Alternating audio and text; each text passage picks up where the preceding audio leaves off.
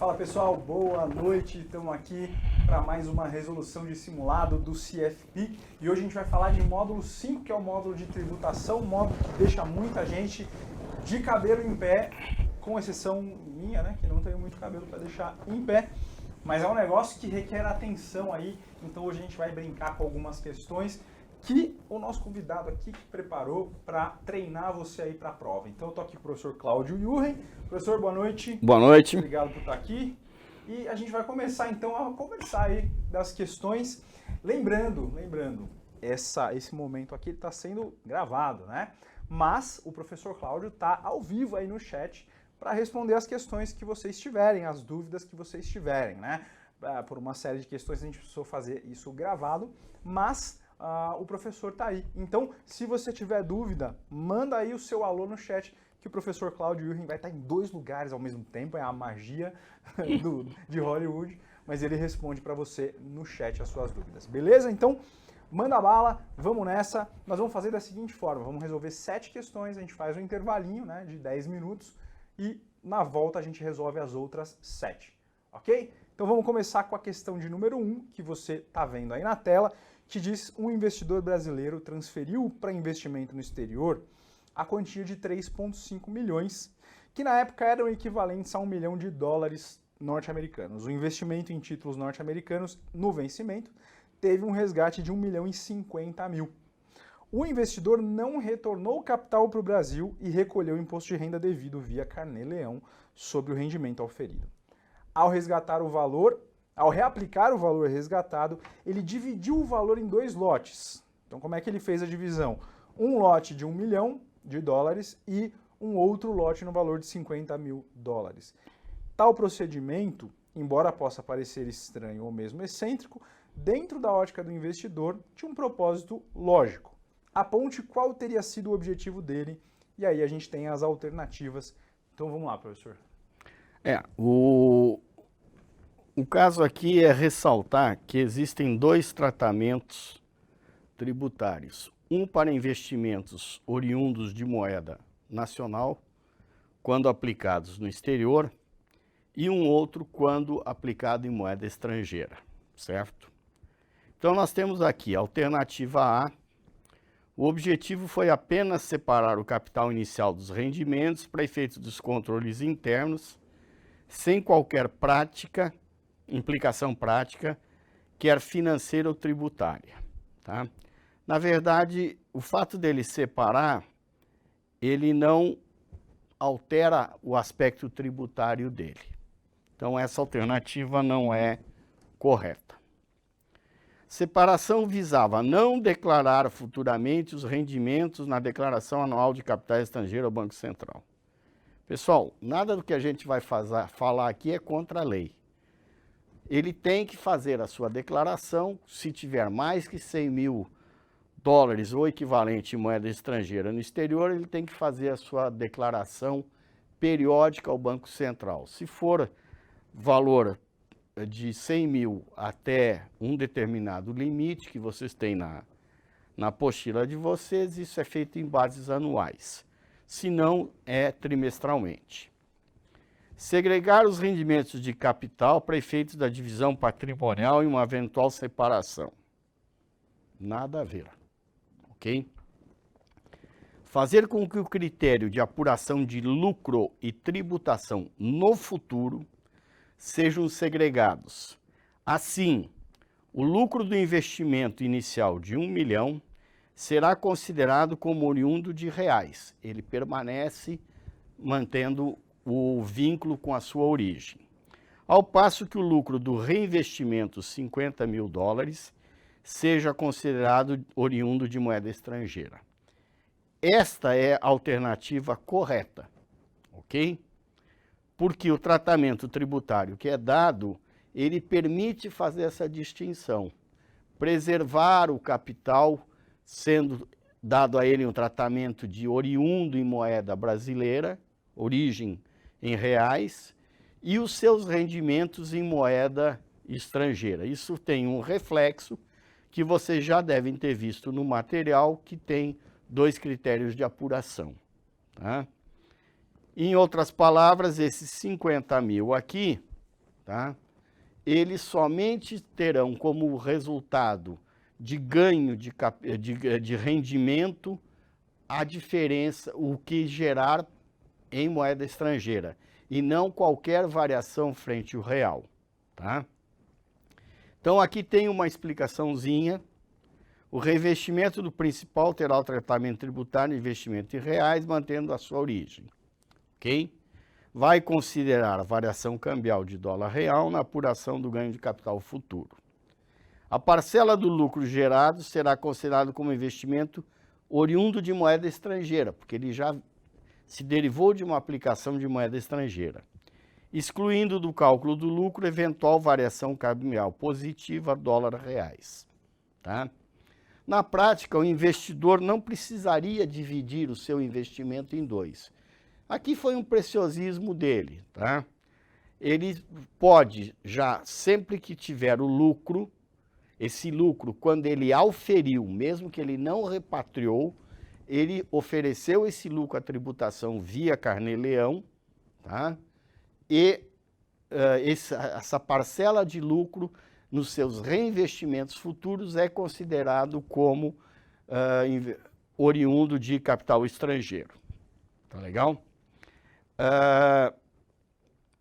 Essa anotação aqui, P602, vocês vão encontrar ao longo desse simulado duas anotações. Uma quer seja de legislação e a outra que tiver sempre P602, origina-se do seguinte: a Receita Federal, todo ano, junto com o programa de cálculo do ajuste de imposto de renda, aquele que inicia em março, ela publica um material que eles mesmos denominam de perguntão. É uma coisa tranquila.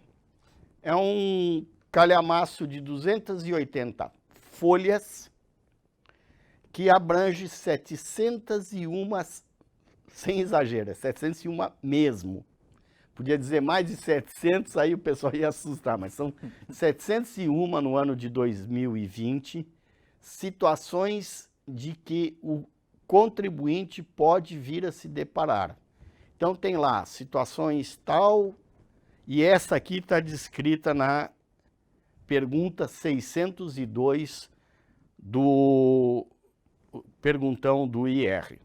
Aliás, é interessante para quem tiver interesse, até quando forem declarar, tanto para o estudo agora, para a prova, quanto forem declarar, baixem isso, está em PDF, serve para dirimir várias dúvidas. Ok? Muito bem. Boa. Beleza, então a gente matou aqui a questão 1, né? Bora para 2 e agora uma coisa que costuma aparecer na prova do CFP, que é um enunciado maior, né? Tratando aí, servindo para mais de uma questão. Nesse caso aqui, para 3 questões, né? Então vamos lá, vamos ler a primeira parte aqui. Arthur vendeu um dos seus imóveis por R$400 mil. O referido imóvel constava em sua declaração de renda pelo valor de R$200 mil. A venda, realizada no mês de junho, foi efetuada nas seguintes condições. Como sinal e princípio de pagamento, o valor de R$200 mil no ato da assinatura do contrato de compra e venda e mais 2 promissórias em caráter pró-soluto no valor de R$100 mil cada, uma com vencimento em 30 e a outra com vencimento em 60 dias da data do compromisso de compra e venda. Calcule o valor do imposto a ser recolhido e a ou as data ou datas do respectivo recolhimento ou dos respectivos recolhimentos. Então, temos aqui as alternativas, como é que vai ser recolhido esse imposto aí. Muito bom. 4 alternativas. Primeiro, não haverá imposto a recolher devido ao valor do imóvel ser inferior a 440 mil. Portanto, o ganho de capital é isento do imposto de renda. Dá para encerrar aqui, professor? Um pensamento mais rápido assim, eu fecharia isso aí. É a pegadinha, né? É a pegadinha. É o cara que não leu com cuidado a questão. Por quê? Vamos Porque lá. se ele tivesse listo, ele viu que está aqui, ó, vendeu um dos seus imóveis. Ao passo que, se ele tem mais de um imóvel, não se aplica aquela isenção de ganho de capital para imóveis de até 440, único imóvel, Até 440 é que não tenha vendido nenhum nos 5 anos anteriores. Olha só.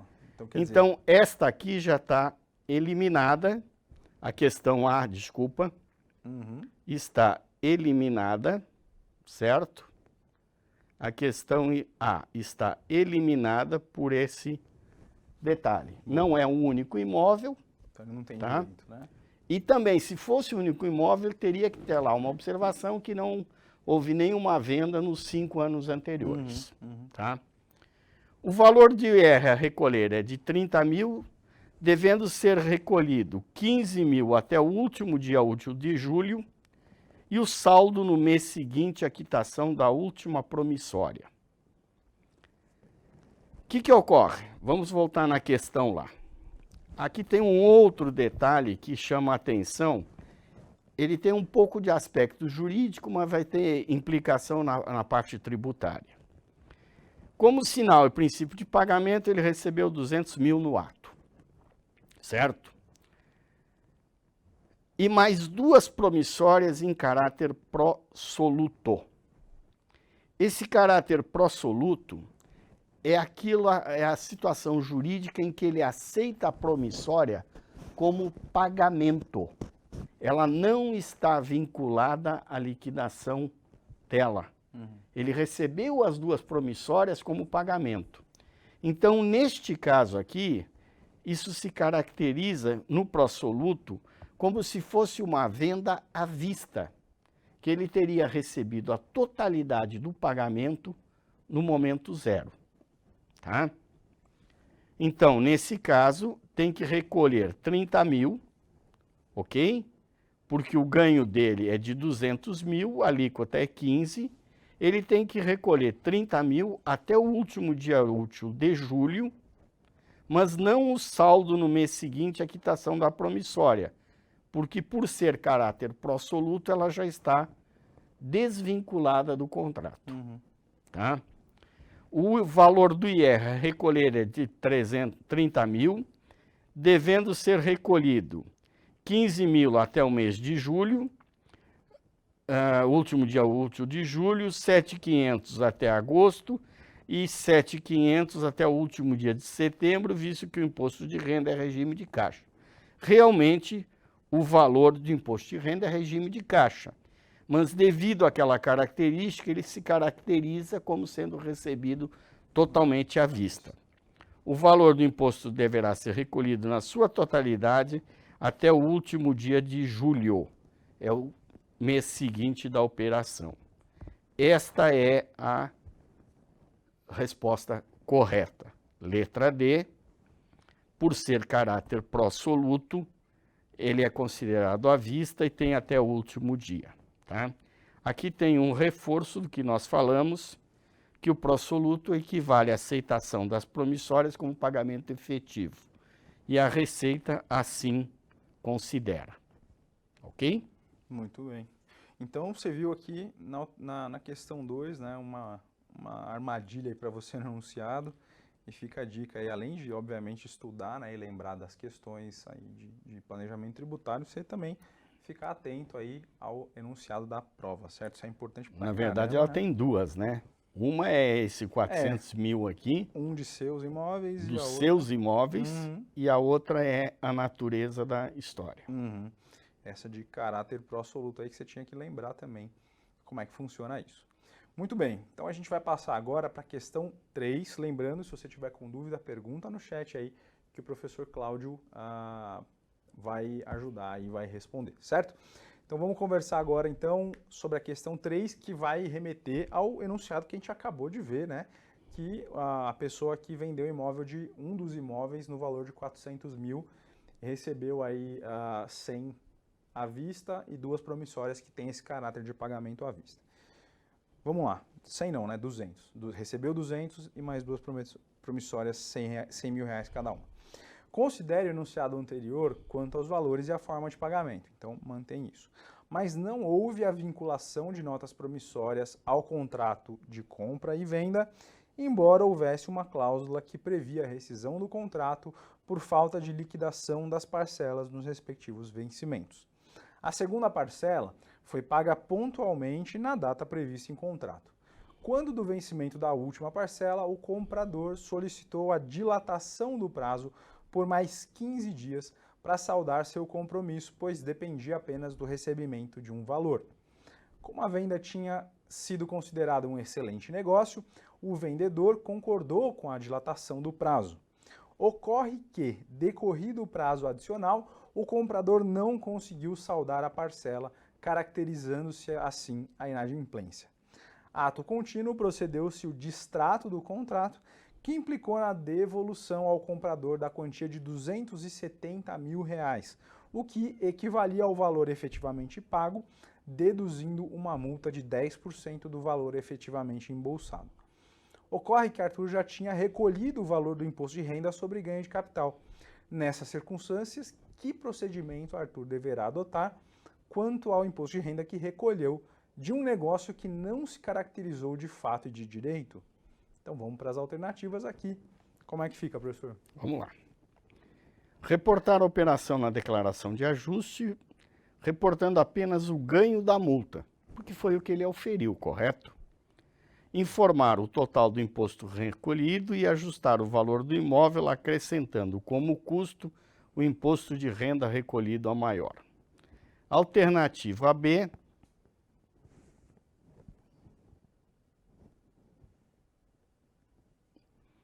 Alternativa B. Nenhuma, visto que o imposto de renda recolhido não poderá ser objeto de restituição. Alternativa C.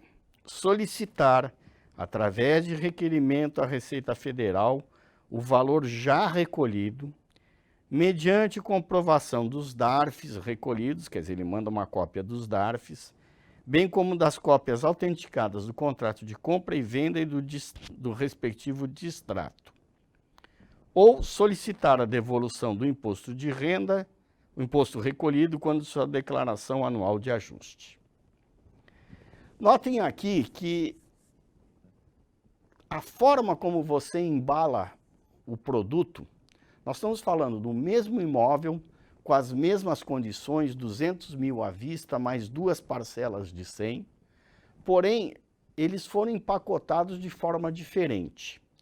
No caso anterior, nós vinculamos ao contrato de compra e venda 2 promissórias caráter pró-soluto. Ou seja, nós as recebemos como boas. Tá? Lá elas foram quitadas, mas o que alterou para efeitos tributários? Fez com que todo o pagamento do imposto fosse referente ao momento da compra. Porque ali, quando você firma o contrato de compra e venda, embora você defira no tempo os pagamentos, a sua obrigação tributária já está caracterizada. Nesse aqui, ele recebeu as promissórias desvinculadas do contrato. Poderiam estar até vinculadas no contrato, mas se estivesse com cláusula pró-solvendo, ela não se caracterizaria como uma venda à vista, como foi no caso da pró-soluto. Tá? Então, aqui o que ocorre? O Arthur, ele fez o seguinte, ele simplesmente recolheu o imposto de renda como 30 dias depois do contrato de assinatura. Tá? E não se efetivando a operação, ele não tem direito à restituição desse imposto. Estranho, né? Quer dizer, o leão chantou. Certo? Qual é a solução? Pedir restituição não cabe. Tá? Ofício à Receita? Não. O que ele tem a fazer aqui, tá? É reportar a operação na declaração de ajuste, reportando apenas o ganho da multa da rescisão do contrato. Quanto ele ganhou? Os R$30 mil. Tá?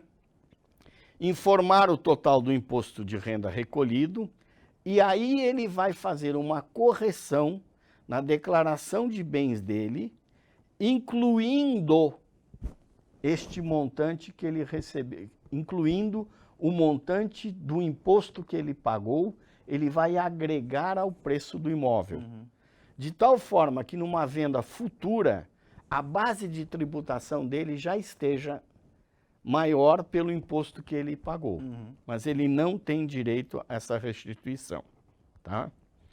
Aqui, ó, a cláusula que prevê a rescisão do contrato não invalida o contrato.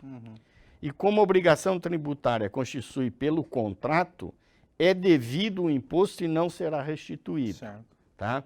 Então, isso aí está lá no nosso perguntão, na questão 563. E a base legal é o Código Tributário Nacional, artigo 116, 117. Certo. Tá? Ok. Muito bom. Vamos lá então para a questão 4, temos mais Arthur aqui. Agora vamos fazer o seguinte exercício aqui, suposição, né? Arthur não consegue reaver o imposto de renda recolhido sobre o lucro da transação de compra e venda que não se configurou de fato. Que tratamento poderá dar a esse prejuízo, visto que ele reteve 30 mil do comprador e isso apenas cobre o valor recolhido do imposto? Em outras palavras, Arthur não efetivou o negócio, teve despesas com documentação do imóvel, com cartórios e etc. O que acontece então? Que tratamento que ele pode dar? Na verdade, aqui a explicação que eu dei na questão anterior já antecipou isso aqui. Vocês não, quando fizeram o simulado, vocês não tinham essa resposta ainda, né? Então, nada a fazer, visto que deveria ter repassado esse custo que desconhecia ao comprador quando da inadimplência, certo? Não bastou, porque, veja bem, ele cobrou lá 10% da multa da parcela que não tinha sido paga. Só que ele arcou com 30 mil de imposto. Que o lucro foi 200, ele recolheu tempestivamente até 30 dias, até o último dia útil do mês seguinte, o imposto. Poderá descontar o imposto já recolhido, corrigido pela Selic, se houver uma futura alienação, recolhendo somente a diferença. Não. Ele não corrige pela Selic, tá? E ele não desconta o imposto. Por quê? Porque ele vai agregar esse imposto que ele pagou ao custo do imóvel. Ele eleva o preço na declaração. Poderá considerar o ganho de capital da transação desfeita, incorporando ao custo do imóvel quando houver uma futura alienação. Esta é a resposta certa. Tentar, via extrajudicial, obter do comprador o ressarcimento do imposto efetivamente pago é uma tentativa, mas não tem base legal. Ok? Então, o que nós temos como alternativa certa é a letra C. Tá? Ocorrendo posterior à alienação do bem ou direito, é considerado como custo de aquisição original acrescido do ganho de capital apurado na venda cancelada por rescisão no caso da vista, ou o custo de aquisição original acrescido das parcelas do ganho de capital apurado na venda cancelada por rescisão, correspondendo às prestações recebidas no caso de venda a prazo. Isso está lá na nossa solução da pergunta 565. Muito bem, então a gente fica com a alternativa C na questão de número 4. Agora a gente passa para 5, que é um enunciado novo aqui. O casal José Paulo e Maria Luísa possuem vários bens imóveis em comum, todos relacionados na declaração de imposto de renda, que é sempre apresentada em conjunto. Todavia, José Paulo possui um bem privativo, que é um terreno, oriundo de uma herança que recebeu durante a vigência do seu casamento, bem esse também declarado ao imposto de renda. José Paulo resolveu fazer a doação do seu bem privativo para sua esposa Maria Luísa. Tributariamente, como será tratada essa doação para efeitos de imposto de renda? E aí? Bom, alternativa A. Como já consta da declaração do casal, e sendo a declaração apresentada em conjunto, não haverá base de tributação independente do valor atribuído ao bem na escritura de doação. Alternativa B. José Paulo deve atribuir para efeitos tributários no mínimo o valor correspondente a 50% do valor de mercado do bem, caso contrário sofrerá tributação. Alternativa C, se o valor atribuído para efeitos de escrituras for igual ao valor pelo qual consta da declaração de bens de José Paulo, não haverá incidência de imposto de renda. E por último, na alternativa D, a doação de bens imóveis, tal como a doação em moeda corrente, é isenta de imposto de renda, sendo sujeita unicamente ao pagamento do ITCMD, conforme alíquotas vigentes na legislação atual. Vamos esmiuçar cada uma das alternativas aqui, tá? Como já consta da declaração do casal e sendo a declaração apresentada em conjunto, não haverá base de tributação. Não, o fato deles apresentar a declaração em conjunto não os desonera disso, tá? José Paulo deve atribuir para efeitos tributários no mínimo o valor correspondente a 50% do valor de mercado do bem, caso contrário sofrerá tributação. Também está errado. A resposta correta é: se o valor atribuído para efeitos de escritura de doação for igual ao valor pelo que consta na declaração de bens de José Paulo, não haverá incidência de imposto de renda. Tá? A doação de bens imóveis, tal como doação em moeda, é isenta de imposto de renda. Não, ela não é. Tá? Sendo sujeita unicamente ao pagamento do ICMD, conforme alíquotas vigentes na legislação estadual. Para ver isenção, é aquelas três regrinhas básicas. Único imóvel, ser valor de 440, único imóvel e não ter havido alienação nos 5 últimos anos. Ou o reinvestimento da venda de um imóvel residencial em um ou mais imóveis residenciais em 180 dias, também não tendo havido a venda nos últimos 5 anos. Uhum. Essas são as regrinhas básicas a que a gente se refere. Tá? Certo. Perfeito. Então, a resposta correta é C. Se o valor atribuído para efeitos de escritura for igual ao valor pelo qual consta na declaração de bens de José Paulo, não haverá incidência de imposto de renda. Tá? O ITCMD vai gravar isso. Uhum. A doação entre casais de bens de uso privativo é tributável se o valor atribuído na escritura for superior ao que consta na declaração do doador. Muito bem, então, legal? Pessoal. Legal. Questão 5, então, alternativa C. Passamos aí para a questão 6. Agora, entrando aqui em operações aí com ações, né? Então, vamos lá. Antônio é investidor em fundos imobiliários, ações não, fundos imobiliários. Antônio é investidor em fundos imobiliários e um dos fundos de sua carteira, que é o MUFI 11, fará uma emissão follow-on, lá segundo o estabelecido pela instrução da CVM 476. Como já é cotista e tem o direito, como ele já é cotista, ele tem o direito de subscrever 250 cotas ao preço de R$ 175 por cota. Atualmente, as cotas estão sendo negociadas no mercado a R$ 181. Antônio não possui condições de subscrever tais cotas, mas os direitos de subscrição estão sendo negociados na B3 pelo preço de R$ 4,75 cada. Assim sendo, Antônio resolveu vender seus direitos de subscrição e recebeu líquido de despesas de negociação a quantia de R$ 1.185.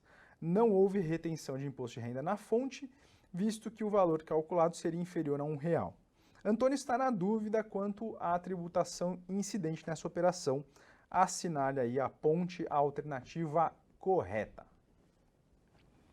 Alternativa A, não precisará recolher imposto de renda, visto que, como não houve retenção na fonte, a receita não será notificada.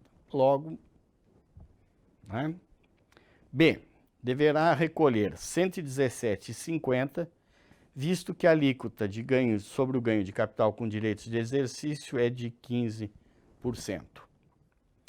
Deverá recolher R$ 237, pois trata-se de direito de cotas de fundo imobiliário e a tributação de fundos imobiliários é de 20% sobre o ganho de capital.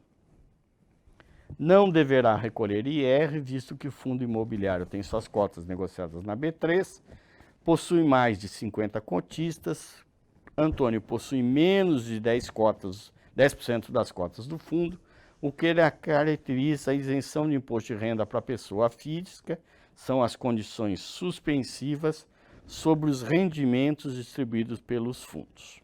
Muito bem. Então vamos lá. Primeiro, por que não é AD? Porque é sobre os rendimentos distribuídos pelo fundo. Ou seja, se a cota é negociada na B3 possui mais de 50 cotistas e o investidor tem menos de 10 cotas, ele tem isenção, sim, mas dos rendimentos, nunca do ganho de capital. Todo e qualquer ganho de capital é tributado. Tá? Direito de exercício, já vi muita gente falando que é tributado em 15%. Isso é para ações, porque a tributação da ação é 15%. Para cotas de fundo, ele é tributado segundo a alíquota de fundos. O acessório segue o principal, isso é qualquer princípio de direito, tá? Não só tributário.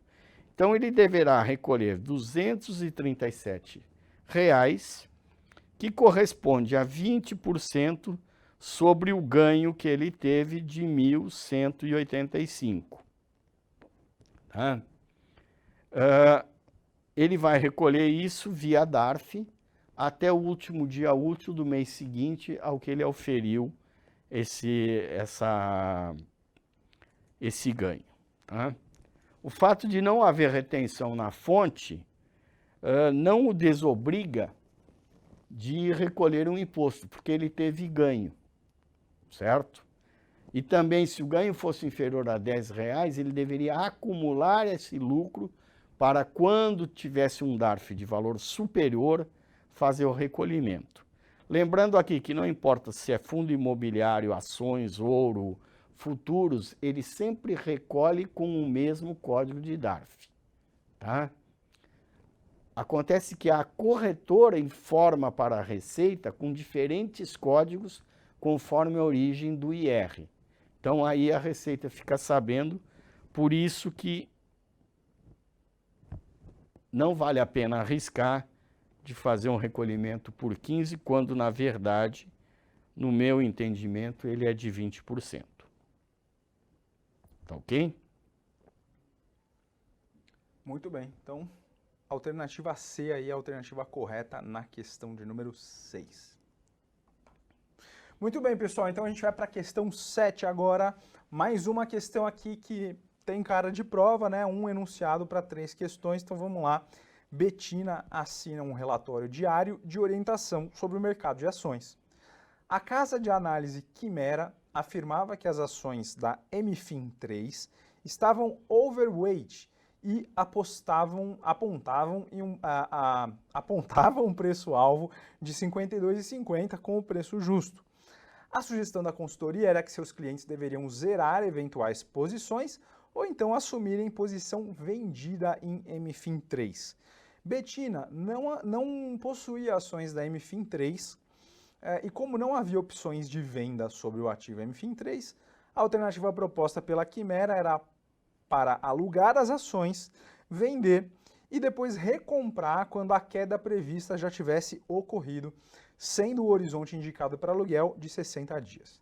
Betina alugou 1.000 ações MFIN 3 por 2 meses, pagando a quantia de R$ 175 a título de aluguel. De imediato, vendeu as 1.000 ações por R$ 57,50 cada, recebendo líquido a quantia de R$ 57.350.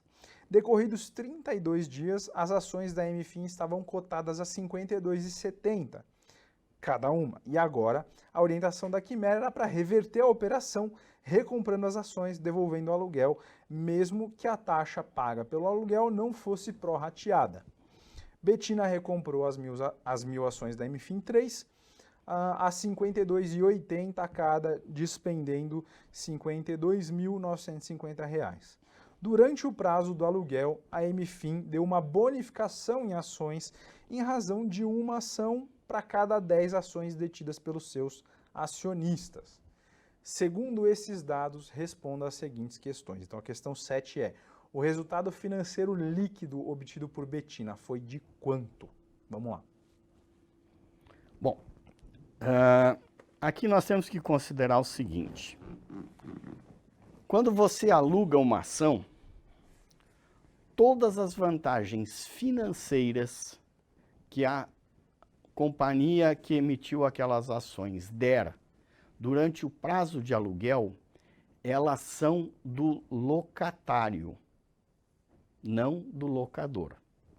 Então, se a companhia pagar juros sobre capital próprio, se a companhia pagar uma bonificação em dinheiro, se a companhia der direitos de subscrição, ou se a companhia der uma bonificação em ações, quem tomou essas ações em aluguel tem que devolver o número de ações que ela alugou, mais os benefícios financeiros decorrentes. Na verdade, o único benefício que quem dá ação em aluguel não transfere a quem as toma é o direito de representação em assembleia. Tá? Então, o que acontece? Essa operação vai apresentar um prejuízo de 1.055. Embora ela tenha comprado as ações, vendido a ação por R$ 57,50 e recomprado por R$ 52,70, tá? Descontando o aluguel e tudo mais, ela ainda vai ter um prejuízo. Como é que a gente evidencia isso? Nós chegamos a um resultado financeiro líquido de prejuízo de 1.055. Vamos a ele. O valor financeiro recebido foi de R$ 57.350 pela venda das ações, das 1.000 ações que ela alugou. Quando ela recomprou as 1.000 ações a R$ 52.950. Mas ela teve que também adquirir mais 100 ações. Por quê? Porque houve uma bonificação em ação de uma ação para cada 10. Ela tinha alugado 1.000, ela tem que restituir 1.100. Tá? Essa restituição tanto pode ser em ações, por ser um ativo fungível, ou essa diferença ela poderia pagar em dinheiro. Para simplificar o cálculo aqui, ela adquiriu pelo mesmo preço de R$ 52,80 mais 100 ações. E pagou o aluguel, que é um custo dedutível, de R$ 175. Neste somatório aqui, ela teve um prejuízo de R$ 1.055. Qual é o tratamento dado tanto para este aluguel quanto para esse prejuízo? Se ela não tivesse tido prejuízo, o aluguel seria custo da operação. Ele pode ser deduzido do custo para efeito de cálculo do resultado líquido para efeito de imposto de renda. Nesse caso aqui, ele se soma como um custo da operação e esse R$ 1.055 a Betina vai poder deduzir de lucros futuros que ela venha a ter. Ela pode considerar este prejuízo como dedutível. Se meses à frente ela tiver um lucro de R$ 2.000, ela só vai oferecer a tributação, a diferença entre os 2.000 e os 1.055. Ok? Muito bem, então para a questão 7, a alternativa D é a alternativa correta. E agora a gente vai fazer o seguinte, vai fazer uma paradinha, a gente para aí por 10 minutinhos para você tomar uma água, esticar as pernas aí, né, fazer um xixi. E a gente volta então daqui 10 minutos para a retomada aí do nosso simulado, tá bom? A gente continua falando da Betina, não perde não.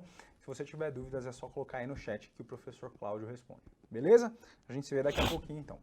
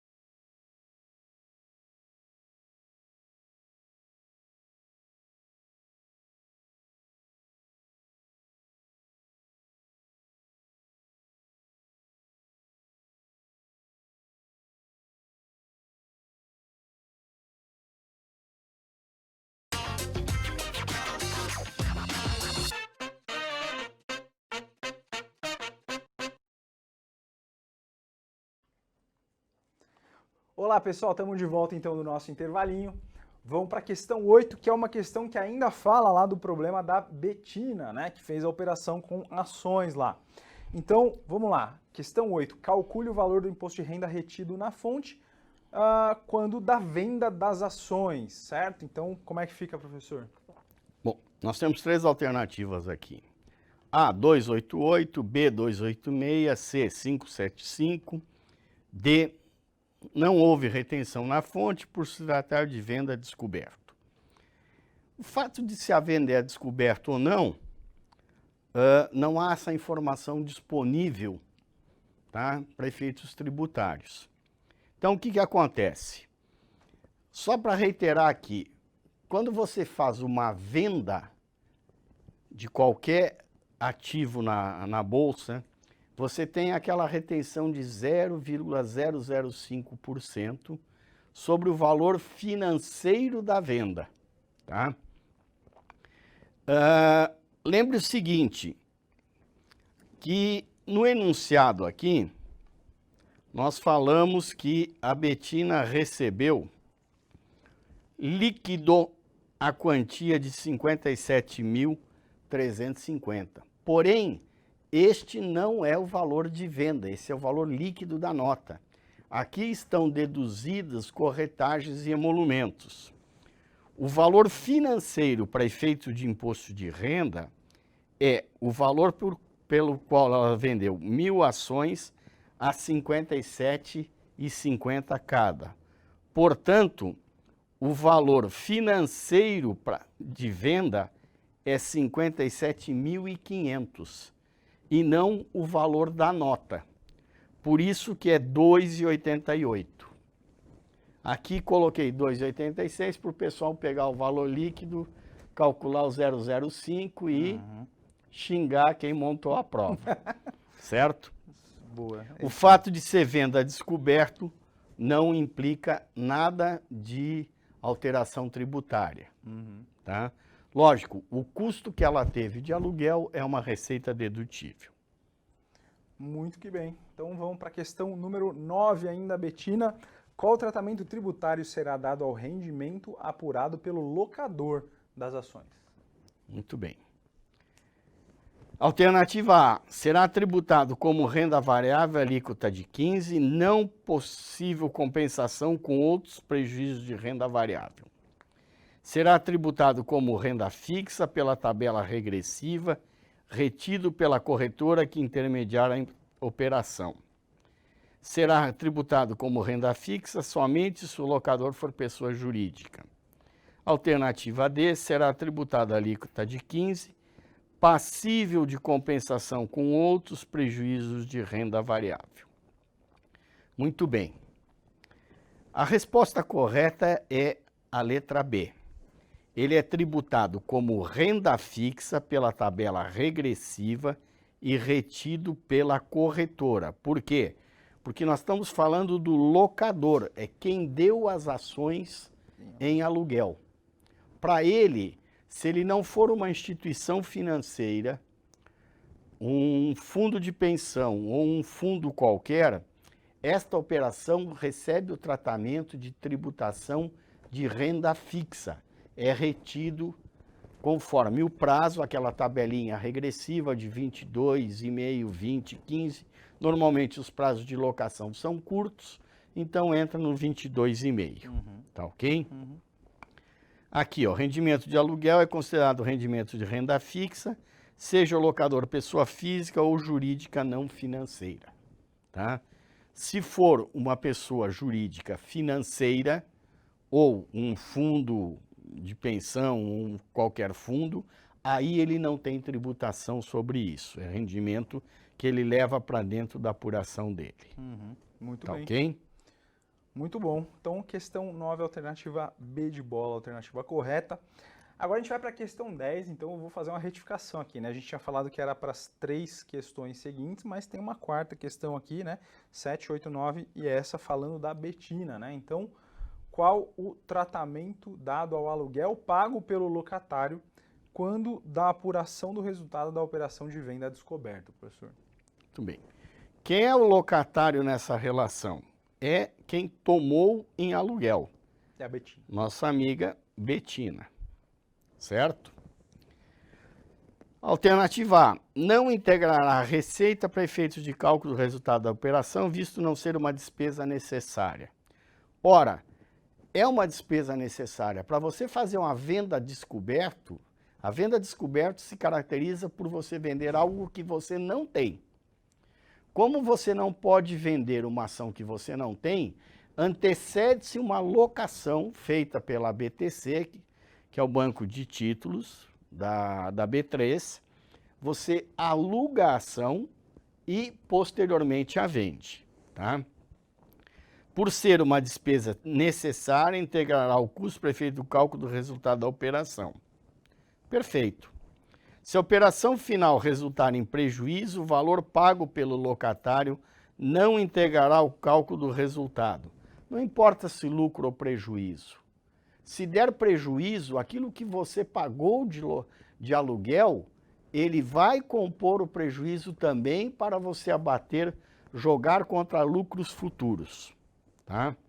Resultando em prejuízo, será indiferente considerar o custo de locação. Não, não é. Tá ok? Então, a resposta correta é letra B. É uma despesa necessária, vai entregar o custo para efeito de cálculo do resultado, seja o resultado positivo ou negativo. Tá ok? Isso aí, pessoal. Então, chegamos à alternativa B aqui para a questão 10. E aí a gente vai passar para a questão 11, que vai ter como base uma tabelinha que você está vendo aí, né? Então a próxima questão terá como base os ativos que compõem essa carteira que você está vendo aí. Para efeitos de cálculo, não considere emolumentos de bolsa nem custos de corretagem. Então você está vendo que a gente tem aqui uma carteira de ações, né? Tem BB Seguridade, BR Distribuidora, Petrobras e Vale. Nas quantidades que você está vendo aí, o custo médio, né, de aquisição aí das ações e o financeiro, então, das operações, certo? Beleza. Aí a gente passa, então, para a questão 11, que vai dizer o seguinte: no quinto dia útil do mês de junho, você recebeu as seguintes operações, realizou as seguintes operações nessa ordem cronológica. Primeiro, vendeu 400 ações da Vale a R$ 52,30. Financeiro de 20.920. Comprou 300 ações da Vale a R$ 51,95. Financeiro esse que você está vendo aí, 15.585. Terceiro, comprou 500 ações da Vale a R$ 51,65, com financeiro de 25.825. Quarto, vendeu 600 ações da Vale a R$ 52,05, financeiro de 31.230. 5, vendeu 500 ações da Vale a R$ 52,25 com um financeiro de 26.125. Então você vai ter que calcular 3 coisas aí, né? Primeiro, o resultado do day trade. Segundo, o imposto de renda retido na fonte dessas operações de day trade. E terceiro, o valor do imposto de renda a recolher sobre esse day trade aqui. Então a gente tem as alternativas aí com cada um dos resultados, né, respectivamente. Então vamos lá. Bom, aqui está uma das coisas que mais gera confusão para o pessoal que faz a sua apuração de resultados. Por 2 aspectos. Primeiro, a caracterização do day trade é a compra e venda ou venda e compra do mesmo ativo no mesmo dia com a mesma corretora. Tá? Se você comprar o mesmo e vender o mesmo ativo em 2 corretoras distintas, isto não é day trade, certo? A segunda regra, a regra que define day trade está na resolução 1585, é no artigo 65. Aqui tem 2 coisas que eu quero explicar bem antes de partir para a resolução. Primeiro lugar, ela diz que eventuais day trades não impactam eventual posição anterior detida. Tá? Você nota que eu fiz 5 negociações aqui com o Vale. Se eu tivesse ações da Vale na minha carteira, que eu tivesse comprado antes, aquele preço médio, aquela quantidade de ações, aquele preço médio, para efeito do day trade, não computa absolutamente nada, tá? Primeiro ele computa as operações do dia e em ordem cronológica. Vamos explicar por que disso.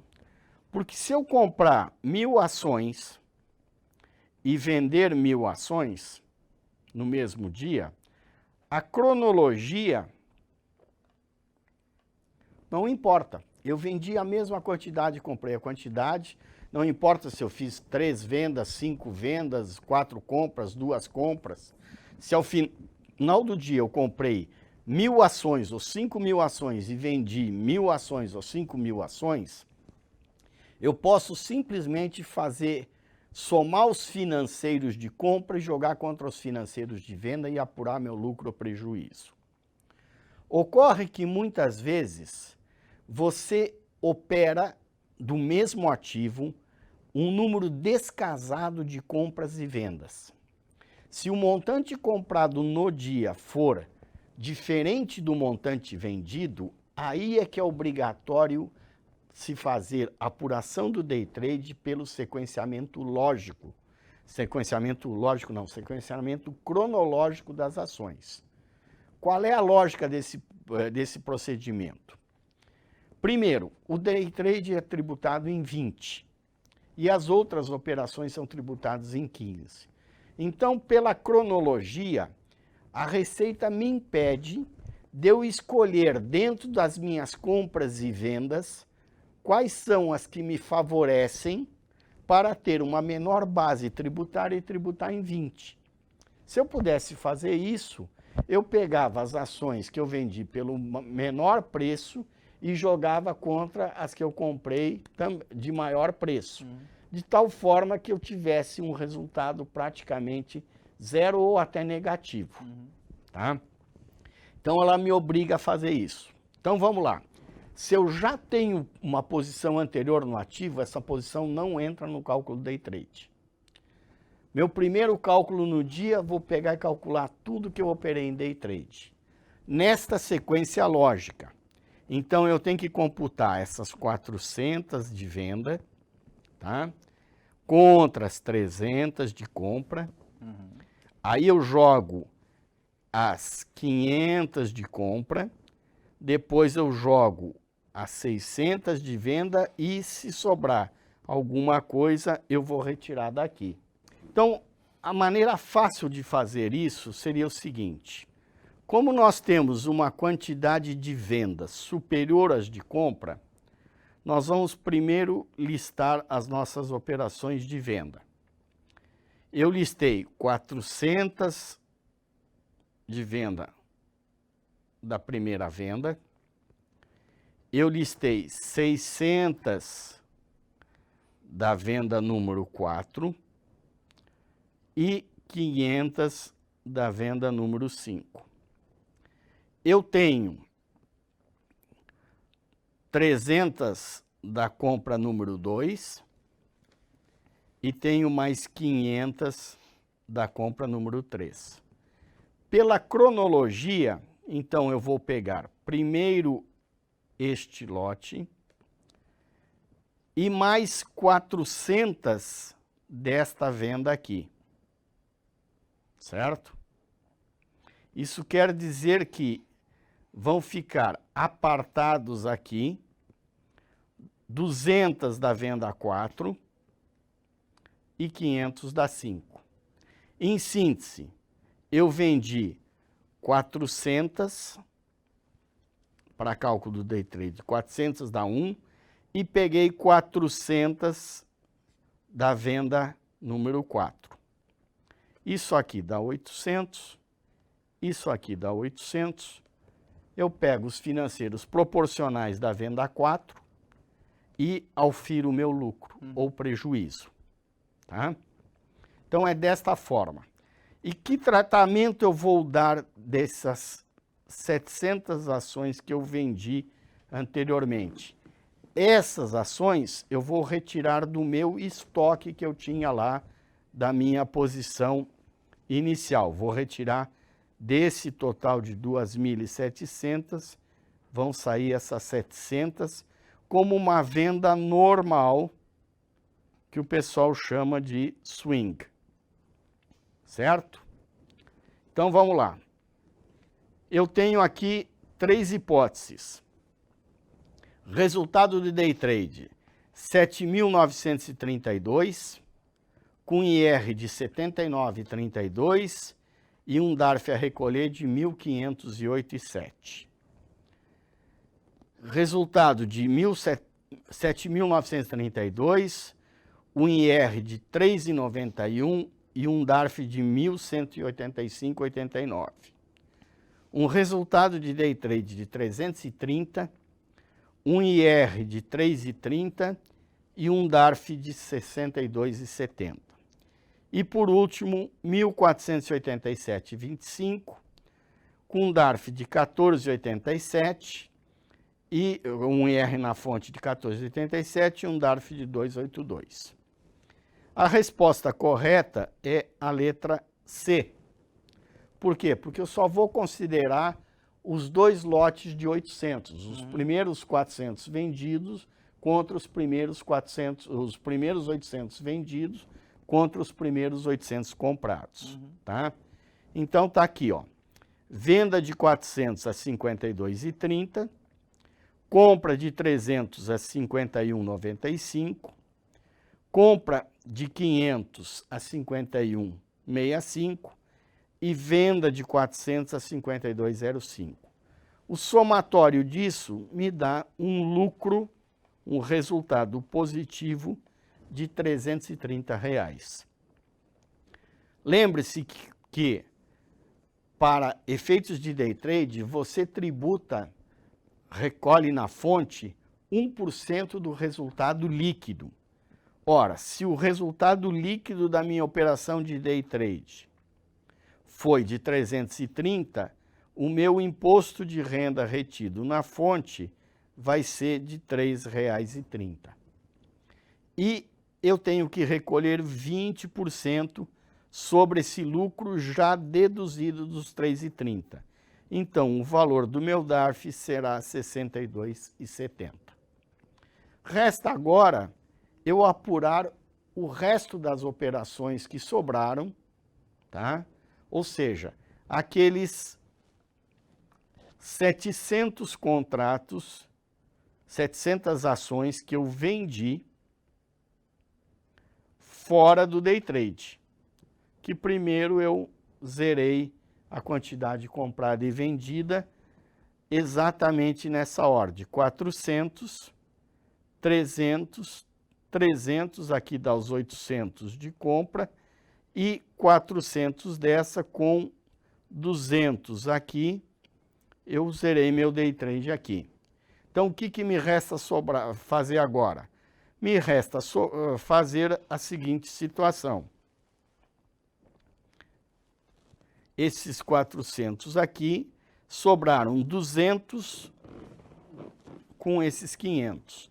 Isso é uma operação de swing trade e eu tenho que fazer a compensação dela, a apuração dela, tá? Só para enfatizar, regras do day trade, isso está no artigo 65 da IN 1585. Nunca considera eventuais estoques anteriores, tá? Você pode começar um day trade tanto comprando para vender depois, quando pode começar vendendo e depois recomprar. É obrigatório o sequenciamento cronológico das operações. Isso é o que determina a regra, porém, se o montante comprado e vendido no mesmo dia é igual, isto aqui automaticamente tem efeito zero, tá? Eventuais saldos de compra e venda do day trade incorporam a posição existente ou deduzem da mesma. Vamos quebrar essa frase.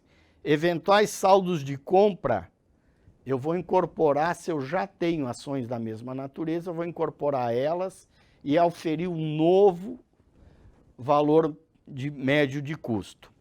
Se for venda, eu vou deduzir do meu estoque, confrontando o valor da venda contra o meu custo histórico. Imposto de renda retido na fonte é 1% sobre o lucro do dia e o valor do IR a recolher 20%. Tá? Só lembrando que vendas ocorridas em day trade não computam no total de vendas à vista para efeito do limite mensal. O que é aquilo? Você tem limite de até R$20.000 para vendas à vista de ações ou ouro ativo financeiro, que o teu lucro é isento. No nosso caso aqui, aquelas 800 ações que eu vendi em day trade, elas não computam no meu limite mensal de vendas. Tá ok? Então aqui nós temos essa apuração que foi feita aqui. E como é que nós vamos apurar no day trade a operação? Das operações de swing trade realizadas no 5º dia útil de julho, calcule. Ou seja, feito o cálculo do day trade, me sobraram aquelas operações. Tá? O que ele está pedindo que eu calcule? O resultado da operação, o imposto retido na fonte, o valor do IR a recolher e qual é o custo médio do meu estoque.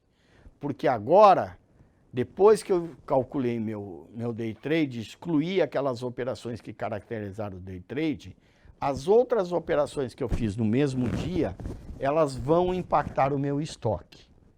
Tá? Então eu tenho essas 3 alternativas aqui, certo? 9.032 com 903 de R. Essa aqui já de cara você sabe que não pode ser, porque esse IR é de 1% do resultado. Normalmente o IR aqui em swing é 0,005 do financeiro. Então nosso IR vai estar aqui por baixo. Essa aqui você já pode eliminar de cara. Vamos lá. Eu vendi 200 a 52,05 e 500 a 52,25. As duas últimas vendas que não foram absorvidas pelo day trade, eu vou apurar o swing trade delas.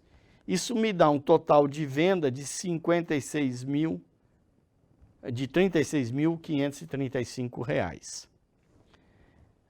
Eu tinha 2.700 vales a 34,55, correto?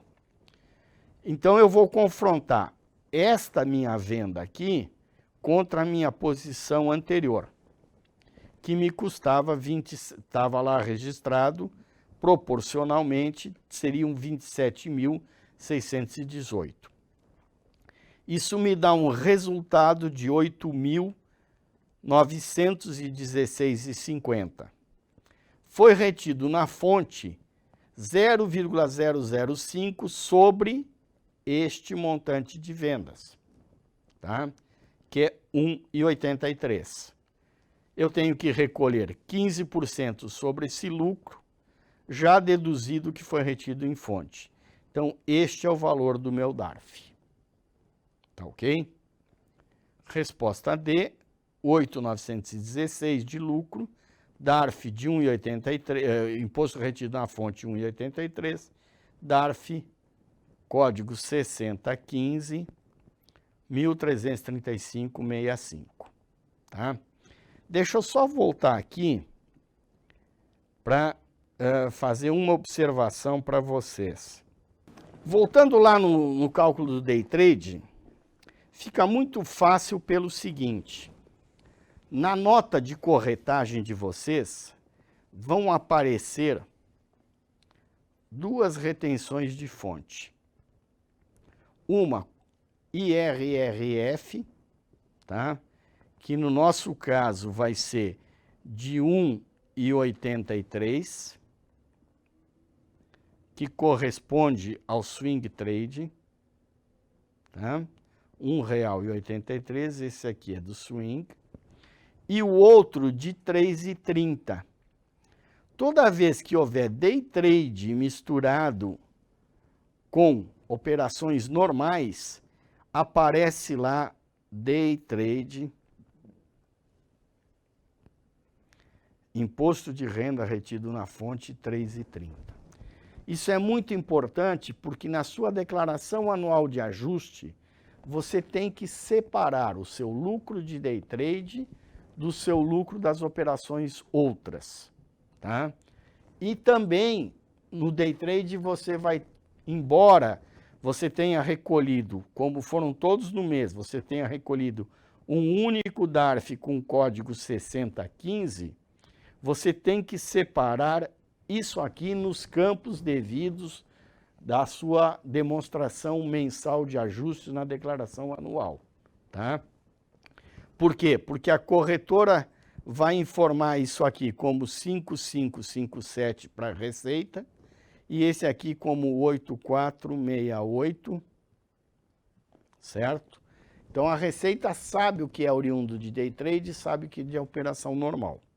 Isso vem discriminado separadamente na nota. Não precisa esquentar muito, você tem essa informação. Muito bem, pessoal. Então, tivemos aqui questão 12, alternativa D. Vamos para 13 agora, que tem essa carteira de ações aqui. O momento dela agora é final de julho.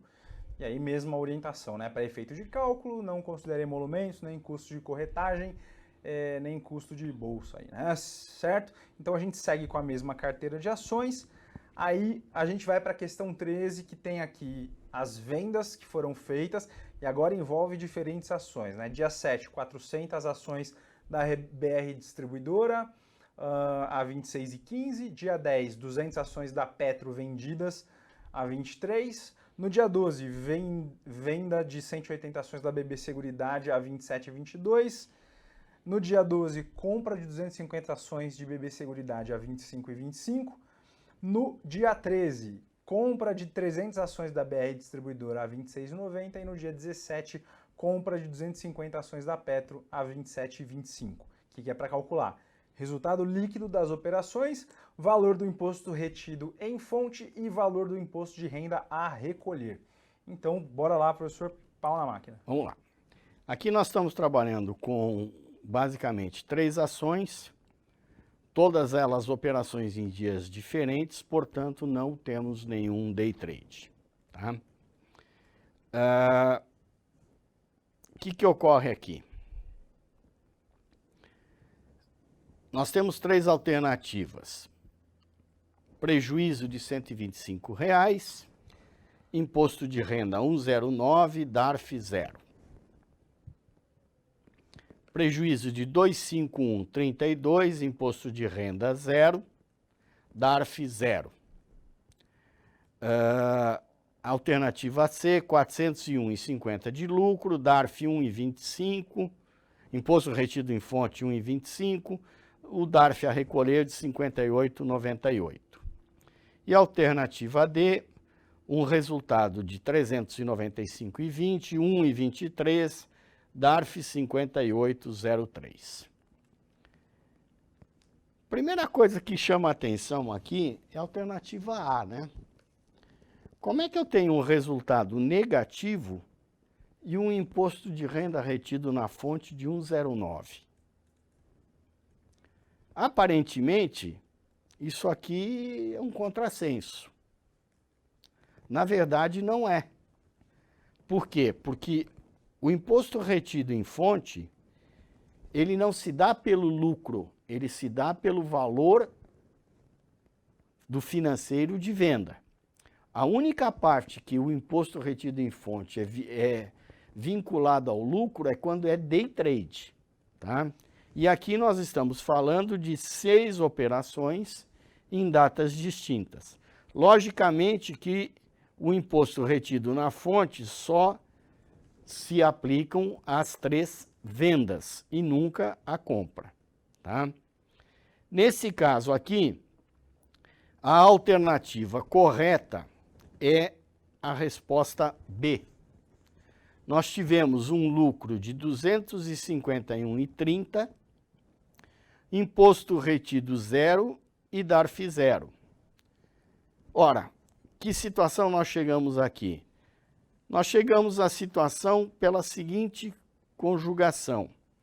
que o montante vendido no mês de agosto, ele é menor que 20 mil mês.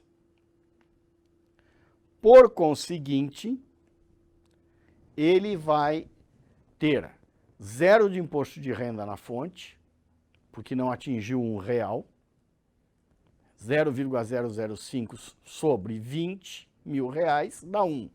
Como foi inferior, ele não tem imposto de renda na fonte e não tem DARF a recolher. Ele terá apenas um lucro que nós chegamos a ele na seguinte situação. Foram vendidas 400 BR distribuidora a 26,15, num valor de 10.460, que gerou um lucro contra o preço da nossa carteira de R$ 134,40. Petrobras, 4.600 de financeiro, um lucro de R$ 51,40. E BB Seguridade, um financeiro de R$ 4.899,60, um lucro de R$ 6.552. Total de alienação no mês não atingiu 20 mil, portanto, isento de imposto de renda retido na fonte, o dedo duro, porque não atingiu R$1, e, consequentemente, o lucro que houve também estará isento de imposto de renda. Isso no seu demonstrativo anual, você tem uma coluna para operações de valor de até 20 mil, ações à vista e ouro, 20 mil para cada um, que você reporta no mês, certo? E leva este valor direto para o quadro 4, rendimentos isentos e não tributáveis na sua declaração. Ok? Então, essa é a nossa solução. Venda à vista, valor financeiro menor que 20 mil, não tem retenção, o lucro é isento. Consequentemente, alternativa B, um lucro de 252, sem imposto retido na fonte e sem DARF a recolher. Ok, pessoal? Então, a resposta correta é essa aqui, tá? Venda à vista financeiro menor que 20 mil mês, não tem retenção de R na fonte, consequentemente, o lucro está isento. Deixa eu fazer uma provocação a vocês aqui. Se nessa operação nós tivéssemos feito o seguinte, se esta compra aqui de Petrobras fosse, em vez do dia 17, fosse no dia 12, e a nossa venda de Petrobras aqui fosse no dia 17, alteraria alguma coisa o nosso cálculo? Mudaria o valor do imposto a recolher? E aí? E aí, professor? Vou deixar para o senhor, né? Vai. Picou, não rebateu. Ah, eu vou deixar pro Lógico, senhor. pelo seguinte, no momento em que eu compro isso, eu altero o meu custo da minha carteira. Porque o preço da carteira só se altera nunca pela venda, e sim pela compra. Se eu tivesse invertido aqui, colocado esta compra de 250 petro no dia 12 e a venda de 200 petro no dia 17, o meu resultado mudaria e mudaria também o imposto a recolher e imposto retido na fonte. O retido na fonte não, porque ele é sobre o financeiro, mas o imposto a recolher mudaria. Certo. Tá? Basicamente por quê?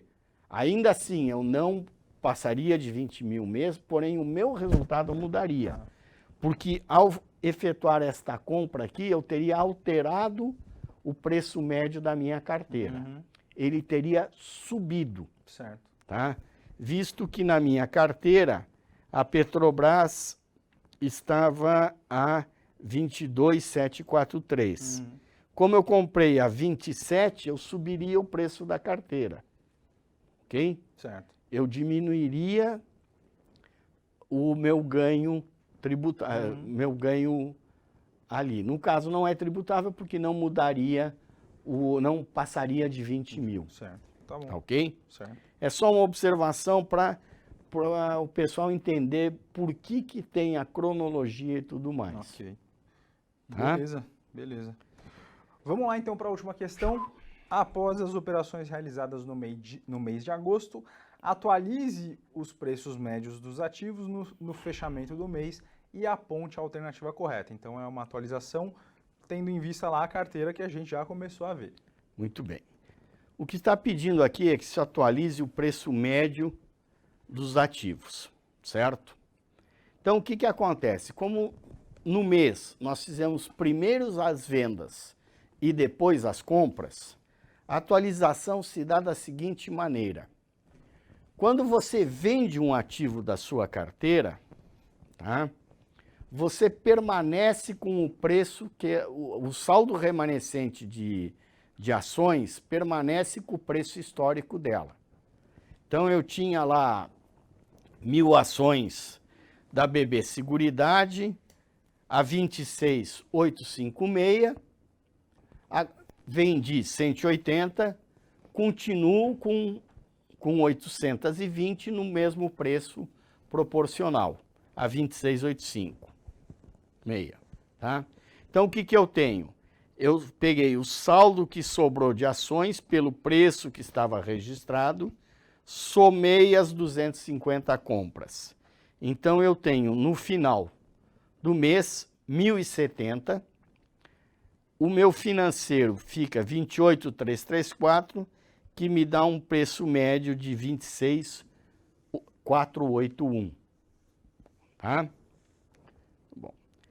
BR Distribuidora eu tinha 2.100, depois de deduzir o valor que eu vendi, eu agreguei mais 300, o meu preço era 25.814, ok? E comprei a 26,90, o meu custo médio vai para 25,95.